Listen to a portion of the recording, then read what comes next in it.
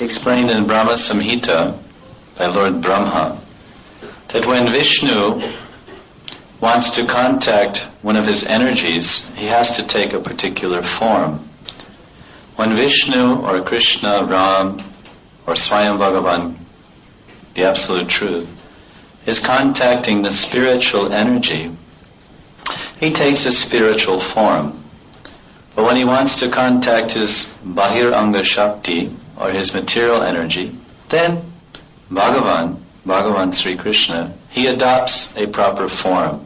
Because Krishna, he never contacts the material energy in his own transcendental form.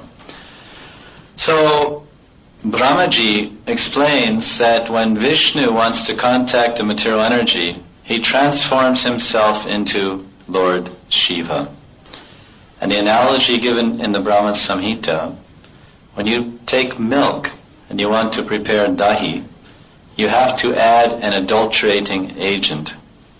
Some agent which will turn the milk into curd, lemon juice or whey or some water from dahi pani. And you mix that with the boiling milk and then you wait a few hours and you get yogurt or dahi. So Vishnu is the milk. He's Kir Sagar. He's sleeping on the milk ocean. Shiradakshay Vishnu. So when Vishnu wants to contact the material energy, then he transforms the milk into yogurt. That transformation of Vishnu is called Shiva. That's why Lord Shiva is not referred to as a Jiva or as Bhagavan. He's in between. One truth is called Jiva Tattva. We are Jiva. We are living entities. And we are truth. Tattva means substance or truth or value. And Krishna, Bhagavan, is the absolute truth. And he's known as Vishnu Tattva. But then Shiva is not Vishnu Tattva. He's not Bhagavan. And he's not Jiva Tattva. But he's Shiva Tattva.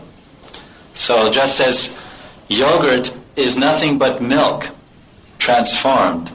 So you can, in one sense, yogurt is milk, but it's not milk because it can't perform the functions of milk. Yogurt is limited; it's only yogurt.